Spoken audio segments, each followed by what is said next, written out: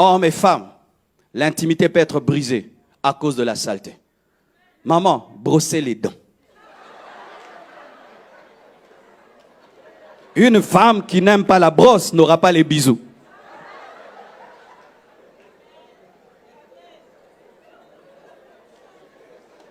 Le mauvais côté de la laine, c'est que l'autre sent, toi tu ne sens pas. La laine est bizarre. Toi tu ne sens pas l'autre, hein? Tu dois toujours supposer que l'autre sent quelque chose de mal. Brosse les dents. Brosse les dents le matin. Brosse les dents la nuit. Brosse même à midi. Brosse souvent les dents. Une femme doit aimer la brosse à dents. La bouche est principale dans les mariages. Dites la bouche. Oui, oui, oui. Si tu ne veilles pas sur la bouche, ça va tuer les mariages. La bouche. Parce qu'on cause avec la bouche. On donne bisous avec la bouche. On dort la bouche ouverte. Et le mariage est fondé sur les odeurs. Vous savez ça? Ah oui. Je connais une femme, son mariage allait être détruit seulement par une odeur. Chaque fois que son mari s'approchait d'elle, il sentait une odeur comme si c'était la fiente des pigeons. Mais la femme est belle. Mais elle avait un problème d'hygiène. C'est pourquoi même à l'église, on doit apprendre aux femmes à se laver. Ouais, j'ai une maman à l'église qui apprend aux femmes à se laver. Parce qu'une femme ne se lave pas comme un garçon. Tu entres 5 minutes, tu es sorti, maman. Hey, il faisait froid. Non, non. Comme un garçon. Mon garçon, quand il se lave lui-même, on dit, oracle, reviens ici. Ah, oracle. Mais devant, il y a le derrière, il n'y a pas. Oh, c'est vrai, vous avez remarqué.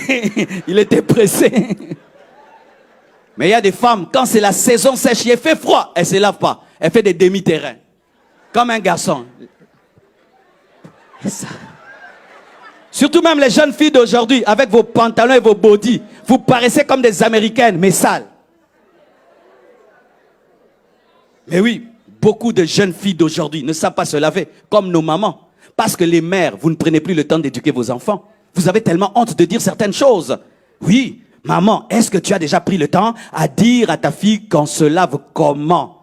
Qu'une femme se lave comment et avec quoi? Tu ne dis jamais ça. Ta belle fille n'est pas belle. Elle est belle mais n'est pas... Hein? Parce qu'il y a beauté et beau.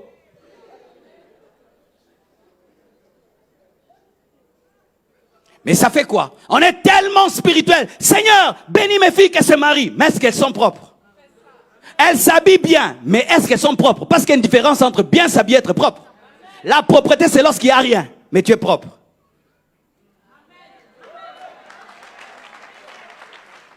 Et maintenant, dans le couple, cela détruit. Cela détruit. Et pire maintenant, lorsque ce n'est pas seulement toi qui es sale et qui sent mauvais, même la maison maintenant sent mauvais. Il y a des maisons, quand tu entres, ça t'accueille. Tu sens vraiment... Ça sent les urines, ça sent la cuisine, mais la cuisine dans les salons. Les couches sont sur la table, tout est à pêle-mêle, et tu veux que ton mari, après avoir quitté un beau bureau climatisé classe, puisse courir vers une maison qui ressemble à une poubelle. Mon mari finit le travail à 19h, mais il rentre à 22h. Mais ça ressemble à quoi cette maison? Cette chambre ressemble à quoi? Des chambres dans lesquelles on jette les habits partout. Et on les cherche, comme au Tombola Boaka. Vous connaissez les Tombola Boaka? Les friperies. Où est ma blouse? Et la chemise? Et la veste? Mes chaussettes? Qui peut me permettre maintenant d'aller dans sa chambre? Ou tu vas me dire, pasteur, attends. Pasteur, attends. Toi, pour que le pasteur vienne visiter ta maison, il faut qu'il te prévienne. S'il vient brusquement, tu commences à t'excuser, il faut comprendre, nous sommes dans les travaux. Ouais.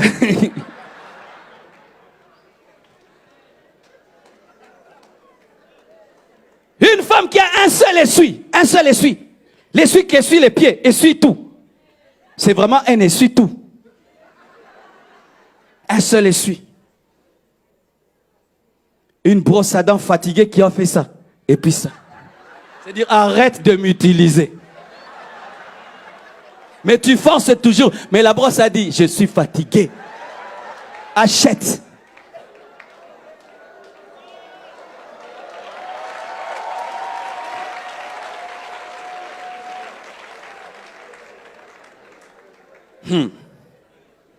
C'est un culte de couple imprévu. Alors, avec Christ, la saleté, c'est le péché. Notre saleté en Christ, avec Christ, ce qui ne supporte pas, c'est le péché. Je peux être en Gucci, je peux être beau, je peux avoir une belle maison, être propre, mais quand j'ai une vie de péché, j'ai une vie de saleté spirituelle. Et autant un homme est dégoûté d'une femme sale, malpropre, avec une bouche qui sent mauvais, avec un corps qui sent mauvais. Lorsque l'église demeure dans le péché, prie dans le péché, jeûne dans le péché, nous allons à l'église dans le péché, nous servons Dieu dans le péché, nous approchons de Dieu dans le péché, c'est de la saleté. Et là, nous avons des rides, nous sommes malpropres.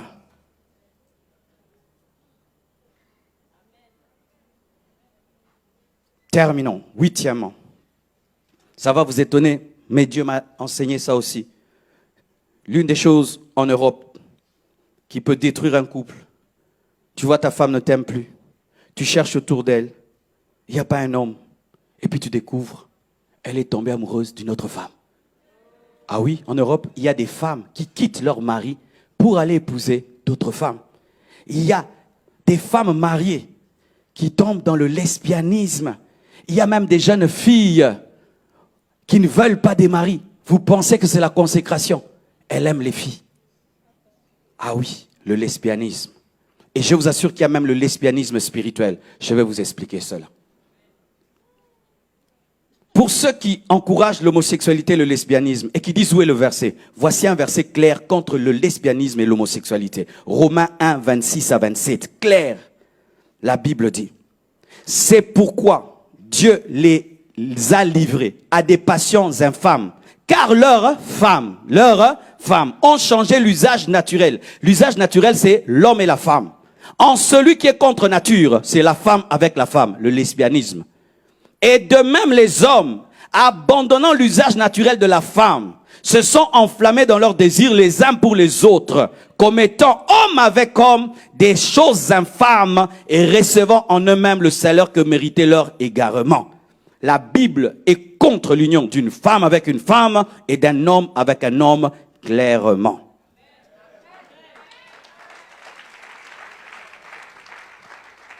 Mais spirituellement, qu'est-ce que le lesbianisme? Je suis une femme spirituellement. Et tu es une femme spirituellement. Lorsque je commence à faire des choses pour tes yeux, ton regard, je cherche à te séduire au lieu de séduire Christ. Lorsque nous exerçons notre justice devant les hommes, au lieu que ce soit devant Dieu, nous cherchons à séduire qui? L'Église. Et alors que nous sommes l'Église, donc c'est la femme qui veut séduire la femme.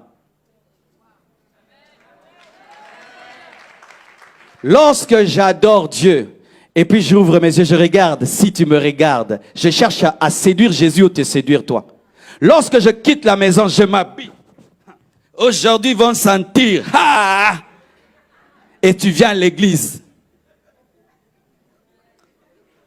Pour nous, tu veux nous épater, nous impressionner. C'est quoi? C'est le lesbianisme. Tu es une femme qui cherche à attirer le regard de la femme parce que tous nous sommes des femmes.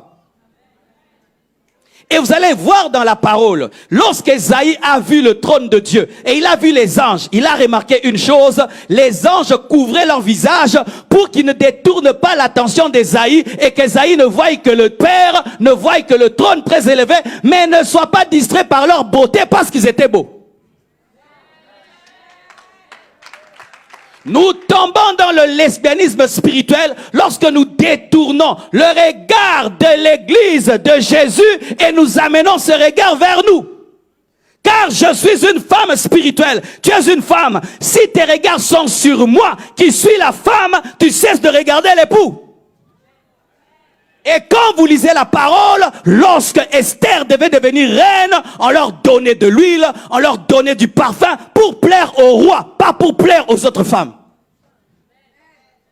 Toutes les femmes s'enduisaient d'huile pour Assérus, du parfum pour Assérus.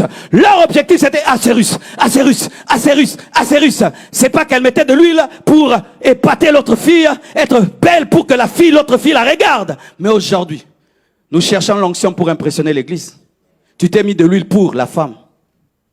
Ah oui, lorsque je cherche l'onction pour t'impressionner, et pas pour Jésus. Je cherche à impressionner la femme. Lorsque je fais le pharisianisme, je donne pour être vu. Je donne pour être acclamé. Acclamé par qui? Par une autre femme. Donc c'est du lesbianisme spirituel. Car si l'homme n'est plus Christ, nous sommes des lesbiennes. Dans chaque église où le pasteur est devenu Dieu, c'est du lesbianisme spirituel. C'est une femme qui a pris la place de l'homme. Dans chaque église où quelqu'un d'autre que Christ est adoré, c'est de lesbianisme. Parce que les femmes n'ont qu'un seul mari. Il n'y avait qu'un roi, Assyrus, pas deux.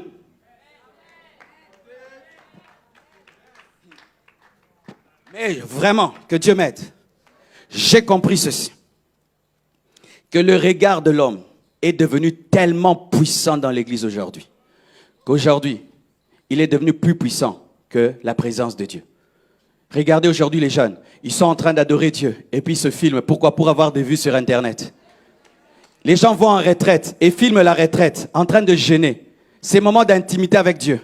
Ils montrent aux gens. Pourquoi? Pour avoir des likes. Des likes même dans le jeûne et dans la prière. Nous ne faisons plus rien de caché. Tout doit être vu. Pourquoi? Le regard des hommes. L'esprit qui était dans les pharisiens est venu en nous. Le regard de l'homme est devenu plus puissant que le regard de Dieu. De sorte que nous ne pouvons plus rien faire pour Dieu si l'homme ne va pas voir. Si l'homme ne voit pas, on ne fait pas. Il faut que l'homme voie. Qui verra si je fais? Qui verra? Si l'homme voit, on le fait bien. Si l'homme ne voit pas, on le fait mal. Pourquoi? Ce sont les autres femmes qui déterminent notre spiritualité, pas le mari. Faites les choses pour Jésus. Ne faites pas les choses pour impressionner l'église.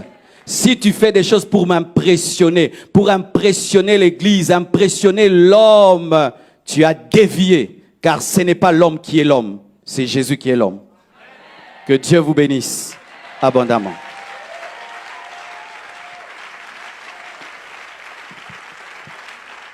Prions pour ce message. Et j'aimerais prier pour les couples qui